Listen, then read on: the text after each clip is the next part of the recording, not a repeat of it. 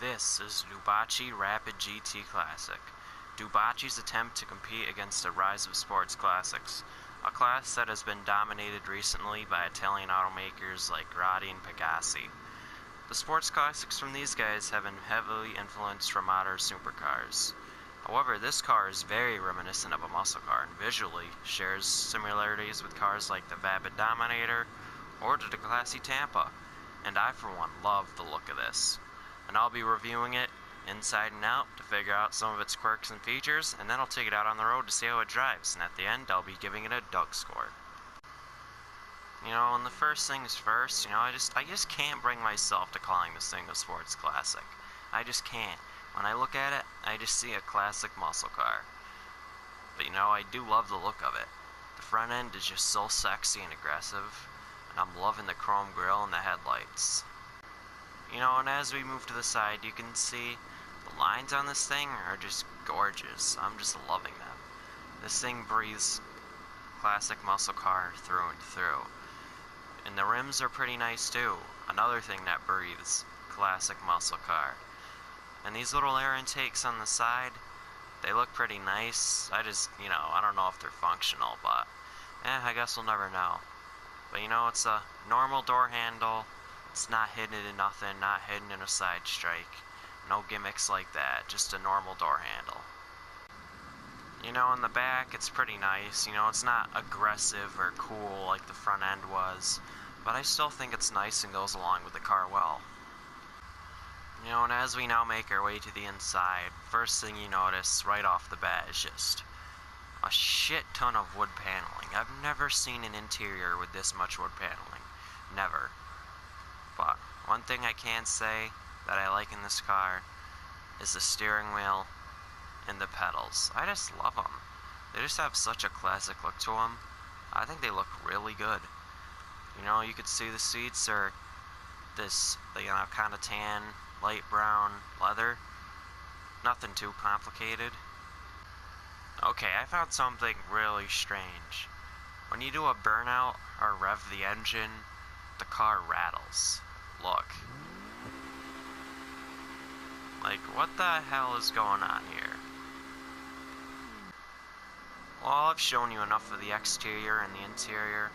I think it's time to get this thing out on the road. Well, let's make our way out to the road here.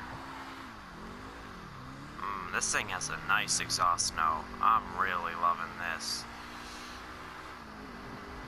And it can get up to speed too. Wow. Get out of the way! Alright, it's time to take this thing to the airport. We're gonna do some driving for real. Let's see how fast this thing can go.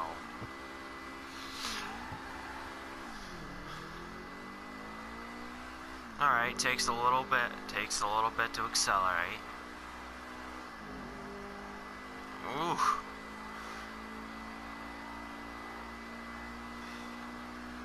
Oh, come on. Come on. It's going about 100. Alright.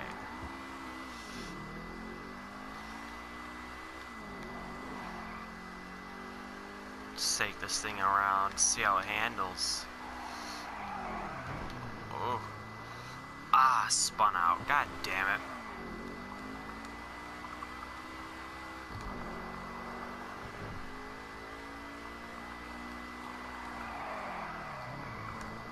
Oh, nice. I like that. This thing will spin out easily. Something I'm starting to notice here is, if you can figure out how to handle it in the turns, you could pull off some really impressive power slides here. Just gotta get used to it.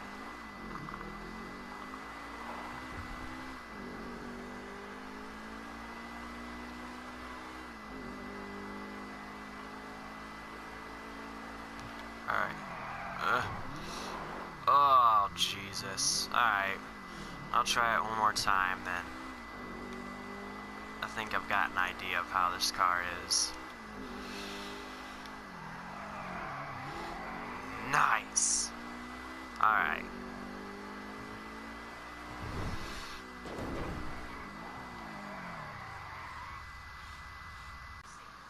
Well, now it's time to give this thing a Doug score. Starting off with the weekend category, styling. I think this is a well-designed, sexy car. I know this isn't a muscle car, but if it were, I think it would be one of the very best looking ones. This car has a lot of personality and I'm digging it. I think it deserves a 7 out of 10. Going 0 to 60 in about 4.7 seconds, this car earns a 6. For the handling category, this car does spin out in sharp turns easily, but when learned to be used properly, this thing can pull off some impressive power slides. Overall, it's slightly better than average when gotten used to, so it earns a 6. And cool factor. This car is pretty cool. It's a badass looking vehicle that will turn heads when the proper paint job is applied. Fans of muscle cars will absolutely love this thing. I think it deserves a 6, and it is truly better than average, but nothing really amazing. And finally, rounding out the weekend category, importance. While I think this is a pretty good all-around car and a good addition to the sports classics, it's really not going to be a truly memorable car. It doesn't really do anything the other sports classics haven't done already. Also, this car will be shoved aside quickly by the public due to hype around upcoming cars like the Coil Cyclone and the Vigilante. So I believe this car is in the middle as far as important goes, so it earns a 5. This will make the total weekend score a 30. We really won't know how good or bad this score is until more cars are reviewed. But for now, let's move on to the daily category.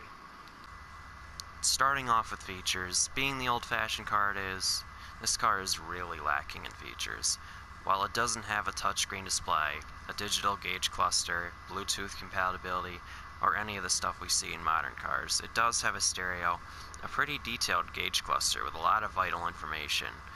This is well below average, but not bad for its age. I'll give it a 3.